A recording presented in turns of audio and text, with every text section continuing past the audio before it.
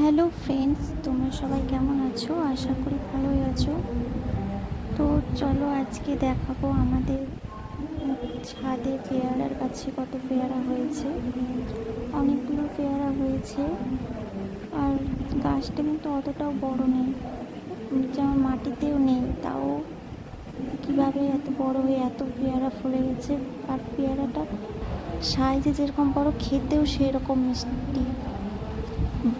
বাজারে এরকম মিষ্টি পেয়ারা পাওয়াই যায় না। আমি আমার গাছ বলে আমি ভেবো না বাড়িয়ে বলছি, কিন্তু সত্যি এরকম মিষ্টি পেয়ারা পাওয়া যায় না বাজারে। কোনো সার দেওয়া বা কিছু ওরকম দিয়েও করার নেই, কিছুই নেই, কিন্তু তাও কীভাবে যে হয়ে গেল আমি বুঝতে পারছি না। তো চলো আমরা এক এক করে পেয়ারাগুলো তুলবো, তোমরা দেখতে থাকো। দেখো এই পেয়ারাটা অতটা পাকা নেই, কিন্তু তাও তুললাম, কারণ আমার কাঁচা পেয়ারাই খেতে ভালো লাগে। আর অনেকগুলো পেকেও গেছে।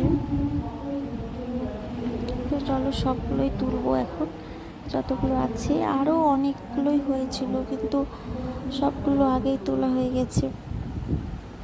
এখন যেগুলো আছে সেগুলো তুলছি, কিন্তু এখনও অনেকগুলোই আছে। তোমরা দেখতে থাকো কতগুলো হয়, সেটাই দেখো। পেয়ারাগুলো সাইজে এতটাই বড়, মনেই হবে না যে এই একটা ছোট্ট গাছে এত বড় বড় পেয়ারা হয়েছে।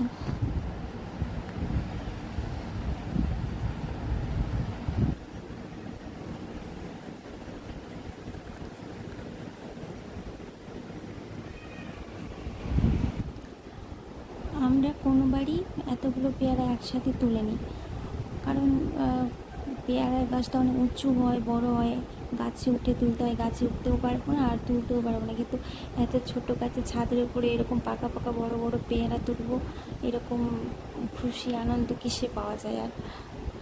তো আর এবারই দেখো এতগুলো পেয়ারা তুলতে পারছি, কারণ প্রত্যেকবার যখন হয় পেয়ারাগুলো বাদুড়ে বা কোনো পাখিতে এসে খেয়ে নেয়, তো আর তোলা হয় না, আর খেতে পায় না। তো এবার দেখো কতগুলো পেয়ারা হয়, তোমরা দেখতে থাকো। আর নেই, এইটাই লাস্ট। তো সবগুলো পেয়ারা তোলা হয়ে গেল। দেখো কতগুলো পেয়ারা হয়েছে।